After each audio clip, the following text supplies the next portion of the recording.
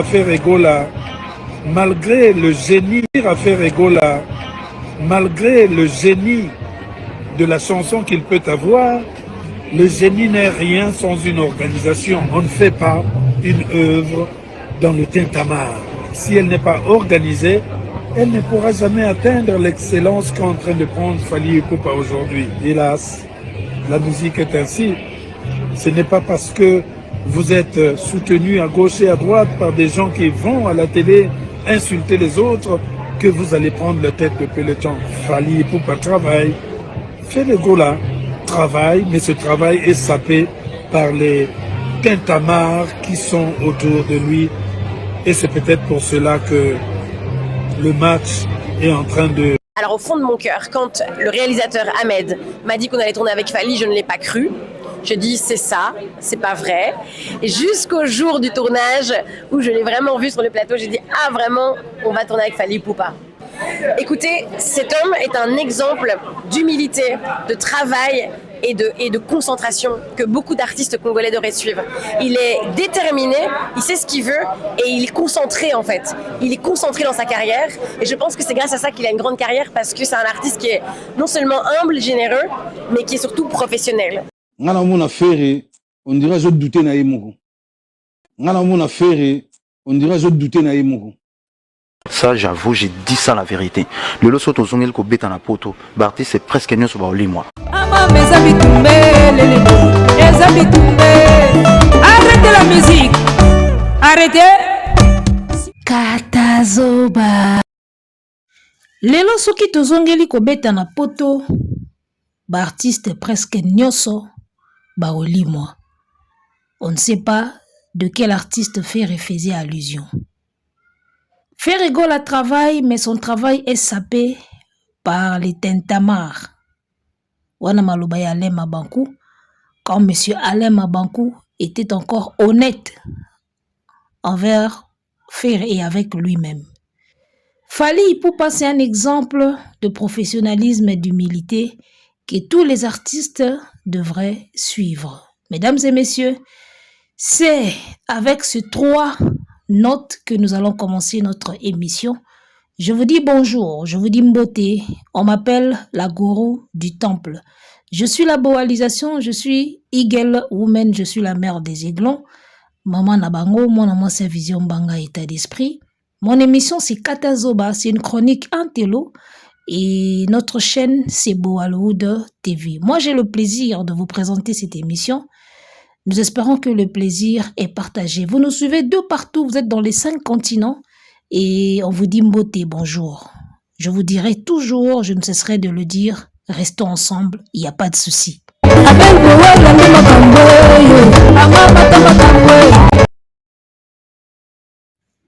Omonyango nzeta minwe, yo sakana nango. Omonyango nzeta minwe, onikela kango. Balobi oteko oteka te, osa sold out te, musique ye compliqué. Mikolo na ole la nzembo wana mabe. Nzeta mino. Yo mona ngo nzeta mino. Osakana nango ya mudinda. E olia yo ekitara. Tibo bimi na classement. Alors, chers messieurs, chères dames, eh bien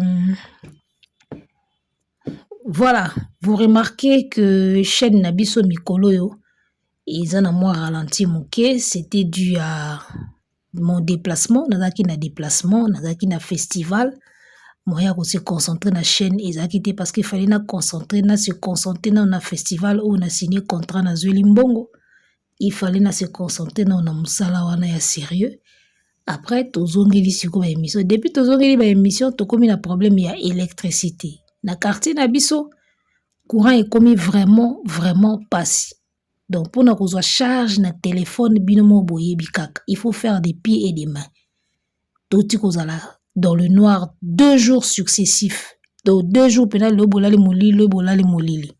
Après le binango yepe na tongo teye na butu. To komi na ba situation on a remarqué que ba émission comme kota na moi ralenti. Il y a problème d'électricité mais on fera de notre mieux. Tout ce qui peut na ba power et wa courant wana ba charge wana po tozalaka toujours na charge topesaka bino matière ya bien. Courant ekomi vraiment une vraie casse-tête na côté tovandaka. Donc j'espère que vous comprendre biso. Tout ça a quand même effort to kotaka ba émission tous les jours pour te perdre pe ba abonné na biso te pour élamper et se perdre te. Talaga bo Hollywood family baza wana warrior family baza ba pesa biso déjà confiance. Donc biso pe photo kotaka ba émission pour continuer ko sala na biso na bango ki tourne lengi. Donc voilà, je tenais à vous signaler ce petit problème que tous en ango pour Bukamote, mais ndeni bo Hollywood de komi boy. Tantôt plus tôt, tantôt achete, comprenez que courant ils ont bundi sa biso. Mais à part ça, to jali. To jali penande wakina babaka to jali aya to tika tantin. Ngalo bango YouTube jusqu'où l'on va mener kayu to zaka awa. Ata to signer ba contrat minene to ke ba festival a minene to bandozonga ka awa po to tchaka moto. To tchaka moto na polémique oyo ya bata tembe to tchaka ka moto awa.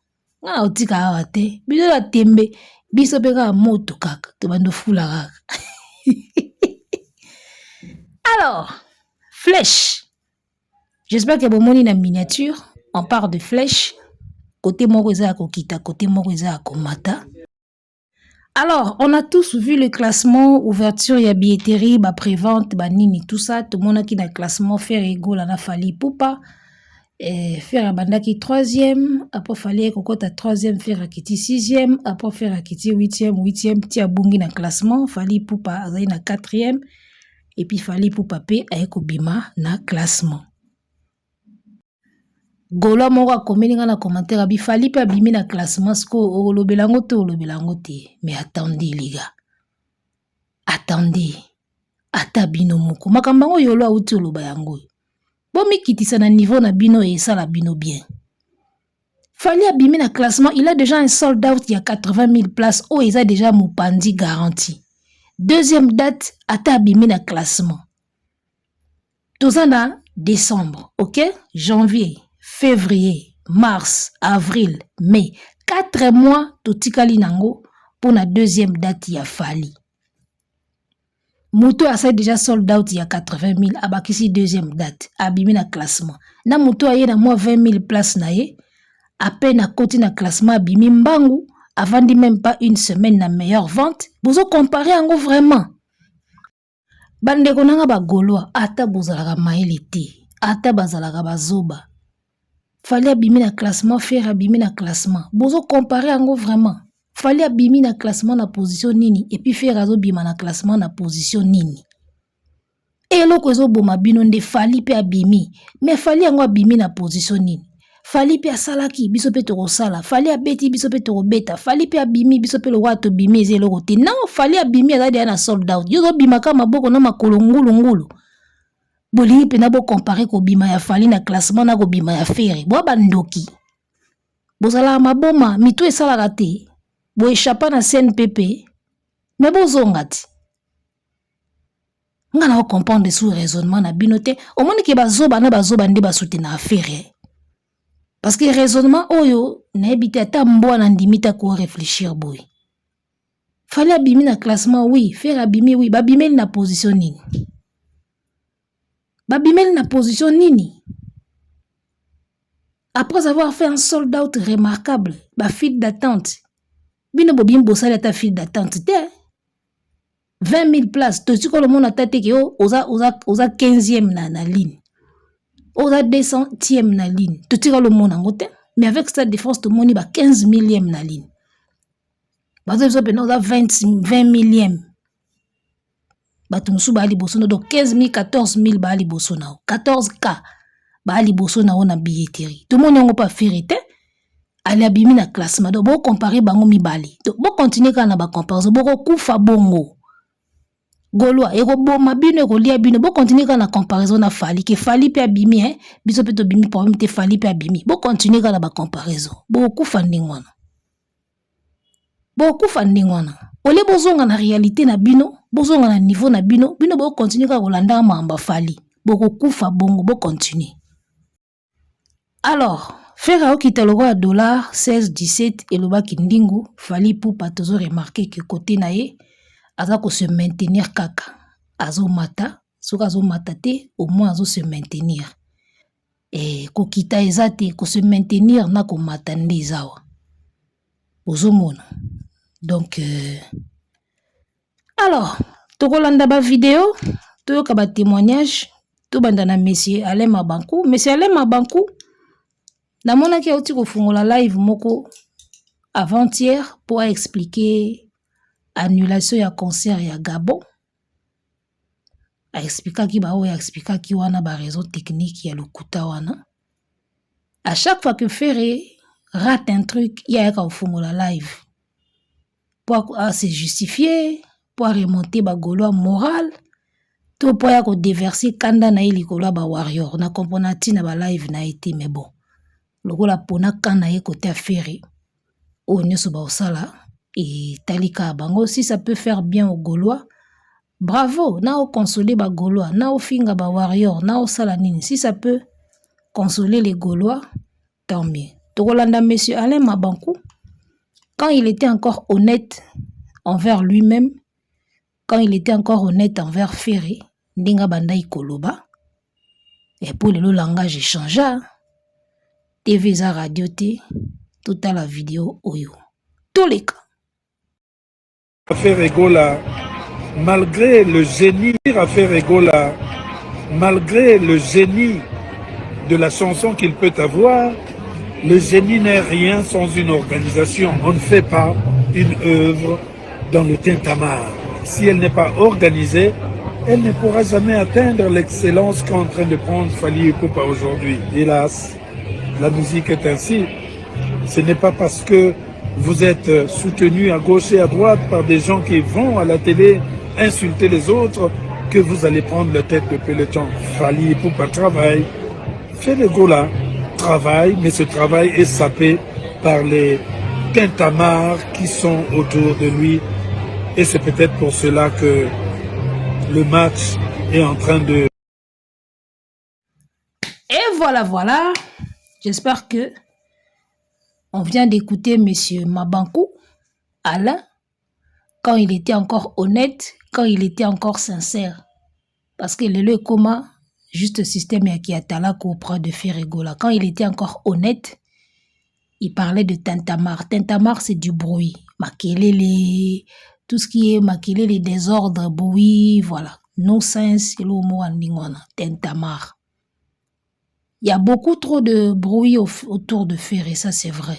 Ermoko bango bazoyo kanate, ermoko leader na ba communicateur ba lo ba langage mon côté, leader lo belo mususu, communicateur mususu oyana langage mususu, okuna oya lobilika mususu, parfois ba contradiction entre bango. Oh nani eza communicateur, nani eza directeur de marketing, beaucoup trop de désordre, beaucoup trop de bruit, beaucoup trop de cacophonie. Beaucoup trop de tintamarre au fait. Lorsqu'Alain Mabankou était encore honnête avec Ferré, il parlait de ces choses où depuis là, échangé pété.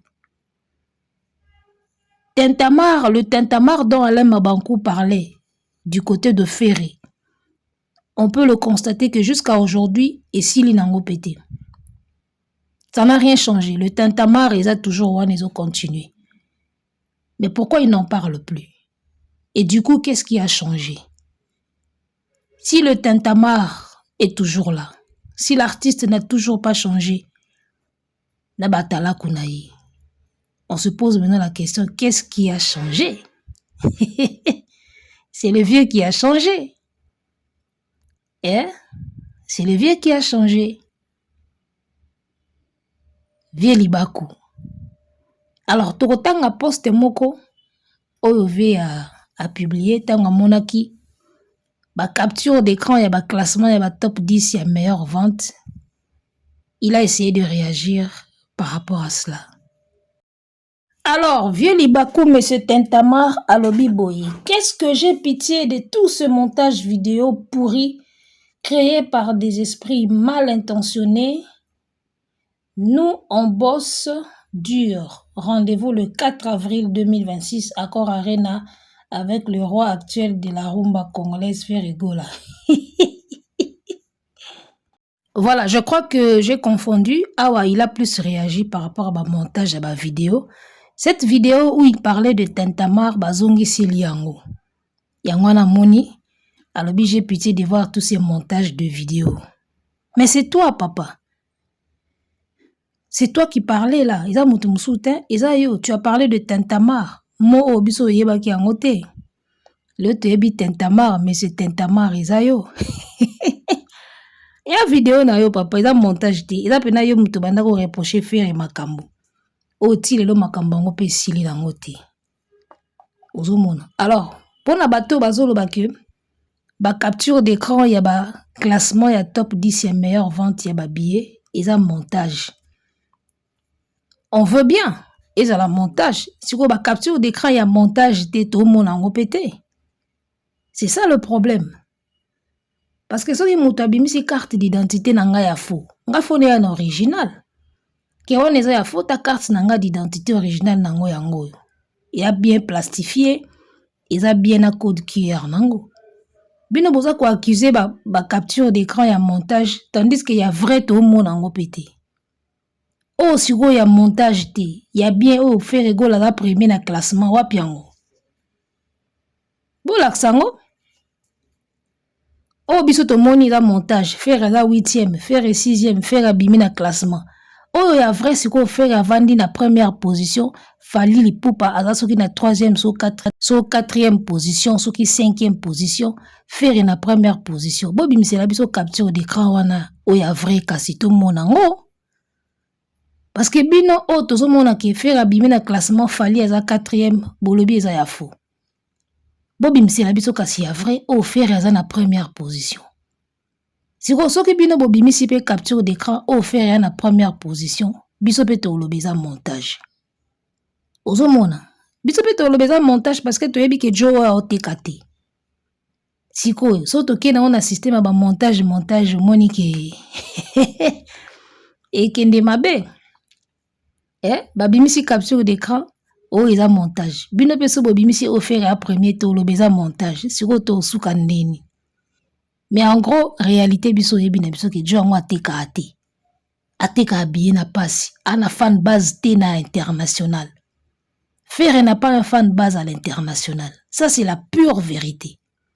Tintamar ou pas, il n'a pas un grand fan base à l'international. Faire na ba Congolais ou ba sepelaka na une époque ya obenga ninga libanda ya mvula. Basepelaka na une époque Jean-Pierre Mongalo comme bipa le boye quelques Congolais basepelaka na époque oya tokenda kibokila elongo na ba mes amis ozomona quelques Congolais balingaka une époque wana batikala na goût wana na nostalgie wana bazo continuer ko linga ye ko soutenir ye c'est le seul fanatique au faire yana mais surtout qui à l'international qui au fan base penza Gabon, Cameroun, Cotonou, Sénégal, Mali, Tchad, N'Djamena, Burkina Faso. Il y a fan base yati. Fan base na libanda, izati. Il y a un moni a kemba rapoteka.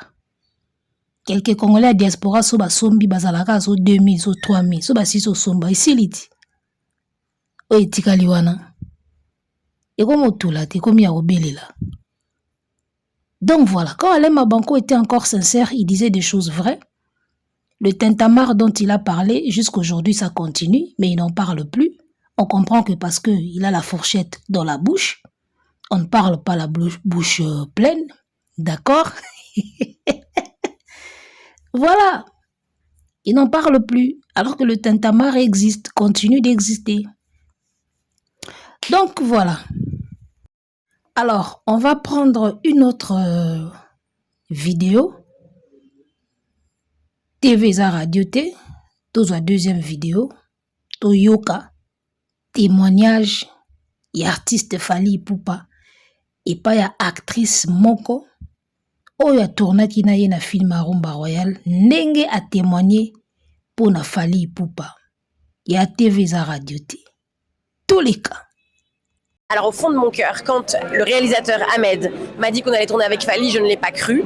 Je dis c'est ça, c'est pas vrai. Et jusqu'au jour du tournage où je l'ai vraiment vu sur le plateau, j'ai dit ah vraiment, on va tourner avec Fally Ipupa.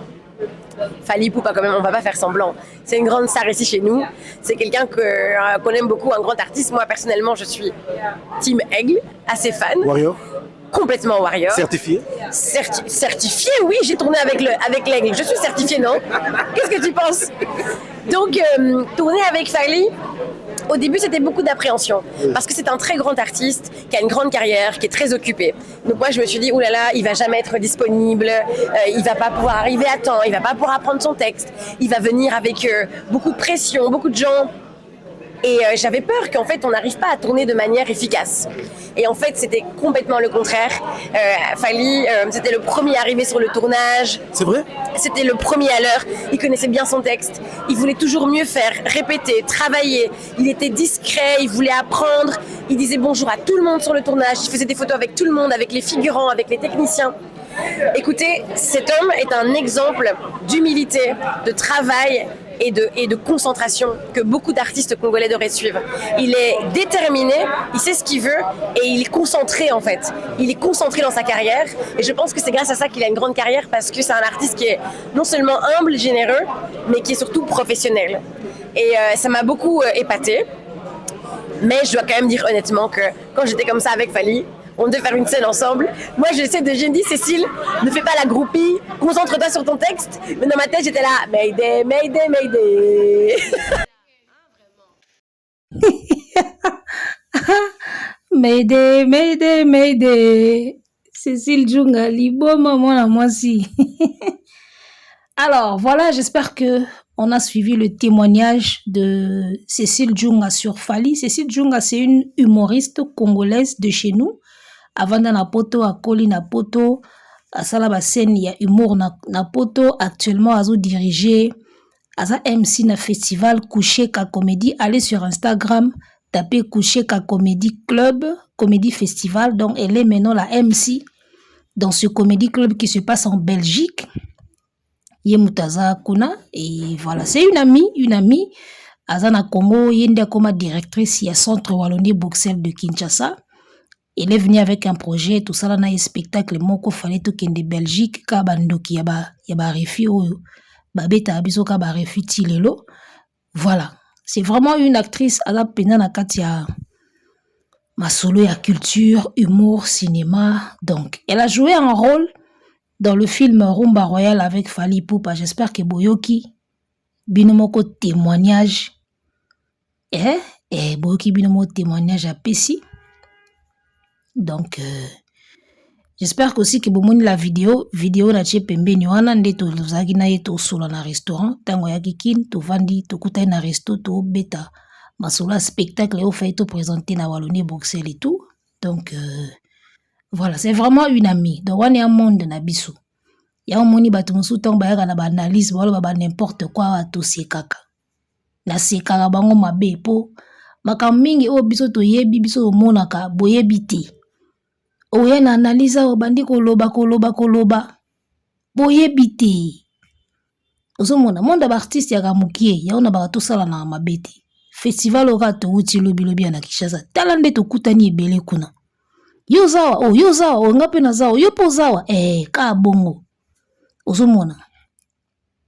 Donc différence ya ngai analyste que je suis na ya ba analyste ya ba chronifoiti da kinga na za artiste.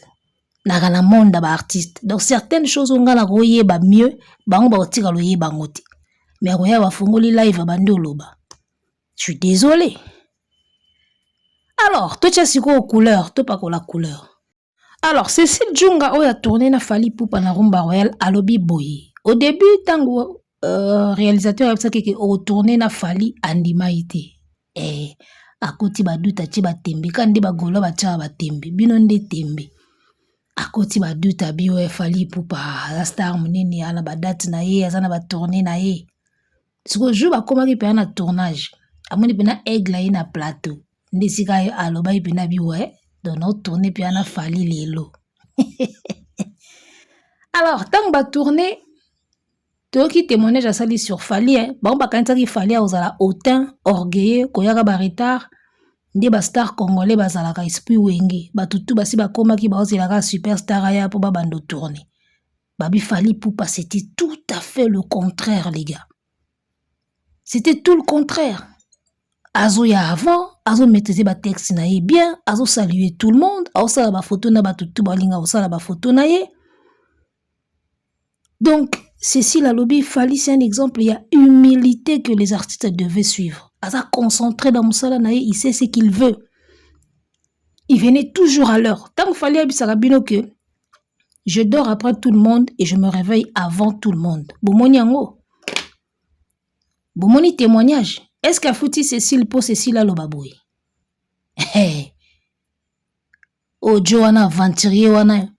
Ya police du net. Oh, frère, ana makamba sombara te Fally ana makamba sombara. Bon, ndenge Cécile Djunga témoigné we. Fally a foutu ye combien? Yo mutoye bara makamba ngba sombaka. Yaka na facture o Fally a foutu Cécile pour Alobaboui. Ozomona. Donc, fallait la qui exemple moko boya professionnalisme et lesquels azo y avant, azo mémoriser ba texte naie, azo répéter tout le temps, alingi toujours à la au top na rôle naie. Voyez un peu, ça c'est un artiste. Yangwana balobi, so fallait koma place à koma isa azarti, aza concentré les gars. Na lobagelo mingi, na biso ba artiste eloko eleki kozala concentré sur soi izati. Et le reliki qu'on la concentrer sur ce que tu fais, isati. Quand tu es concentré, au bandomo na nini na proposé, ba idée bandoye la yo, ba inspiration bandoye lo ya liboma. So qu'on a concentré, yo moko bandomo na neti nzamba osola na yo boy. O bandozo ba idée, o bandozo ba inspiration, o bandozo na ba idée mo boy mystique. Si tu restes concentré sur ton art, izala randengwana. Manque de concentration et bungi sara mutu makambo. Osala bien te. On va tout le temps distrait à regarder ce que font les autres. Mais si on a concentré na makambo na yo, on va nous trouver toujours des bonnes idées à proposer. On a un expérimentant en tant qu'artiste. Période où on a concentré na makambo nanga, na proposa ba texte kitoko, na proposa toujours makambo bien. Pareil même na YouTube.